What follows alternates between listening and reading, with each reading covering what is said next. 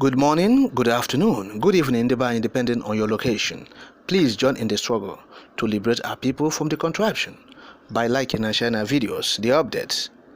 Fulani hoodlums attack market in Enugu, loot shops, injure traders. That is what is happening now in Enugu State. Some Fulani miscreants pretending to be tricycle riders in Enugu State, southeast Nigeria, have invaded yam market in Enugu State. Yam market is called Benue Yam Artisan Market. Yes. So this artisan market was attacked by the Fulani. They were carrying daggers and they stole hundreds of tubers of yam. You have seen what is happening there now. This thing happened at Naira Triangle by Enugu Okigwe Road, adjacent to the NNPC Limited mega filling station. That is where this incident occurred.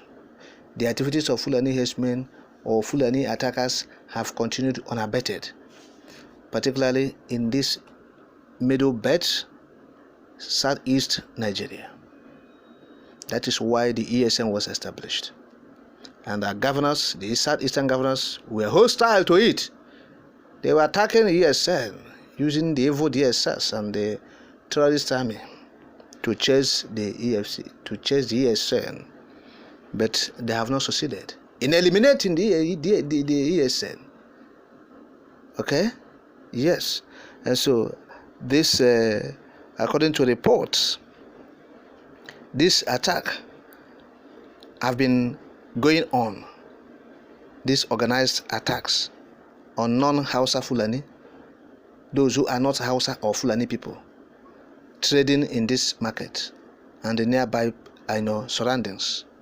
They have been attacked on a weekly basis because late last year, according to the report, these criminals who are taking over the market attacked and burnt a trailer truck and police patrol van. These criminals, these people, talking about these Fulani terrorists, they are the ones doing it. And after attacking the police, burning it, they will say ESN, IPOB. They attacked police van, attacked trailer load, a truck. So the police will say ESN, IPOB. You have seen it. Now this latest attack happened that these Fulani boys in their numbers invaded this yam section of the market, which people from Benue State dominated and attacked them. The video is everywhere. All right? And so there was a young man shot in a video where he was lying in a hospital bed with machete cuts all over his body because of some reasons, and community policing will not be able to show the video here, but the video is there. The young man narrated that these hoodlums attacked him with dagger knives and thereafter looted their yams. He narrated, he said, after striking me with their daggers, knives, I fainted. They didn't run away, they stayed, and we are discussing in Hausa that since I was alone, they should kill me. I prayed to God to give me strength and save me. Then I was already bleeding profusely. I was bleeding from the finger, they severed, head and all over the body. So I took off and ran. They pursued me and I hid. After about 15 minutes, they went back inside the artisan market, mobilized other Fulani and Hausa boys. Again, I returned to the place where we were selling yams. For more than 30 minutes, they were there loading our yams in their keke tricycle. They ransacked my shop, collected collected money, and packed every valuable thing that was there and left. My own yams they carried away are 210 tubers. Now lamenting how the Hausa Fulani boys in the area had turned into terrorists. He continued, you can imagine finding yourself in the midst of 6 people who have been using dagger knives for more than 20 years coming to kill you. I fought hard to survive, otherwise I would have been a dead man by now. The most surprising thing is that they went back to the market, came back with other boys. That's the Fulani boys. They blocked the road and chased people in the compound into their houses. You see? He said, if you saw the knives those boys held, and I believe that even the second set of boys they both had with them guns. Now, an eyewitness, simply identified as Ozioma Ejiofor, Ozioma Ejiofor said she was the one who took the person that was injured to the hospital, in Enugu State. She said they are calling on Enugu State government to rise to the occasion. The police and other security agencies, especially the Department of State Services, that they allow the criminals to breathe unchallenged. So they are calling on them to do something, because they allow these Fulani terrorists, especially DSS. The lady mentioned DSS, that DSS allow these criminals, the Fulani criminals, to breathe unchallenged. And so Ozioma said, look, if these Hausa and Fulanis can have access to the mega filling station in Enugu State capital,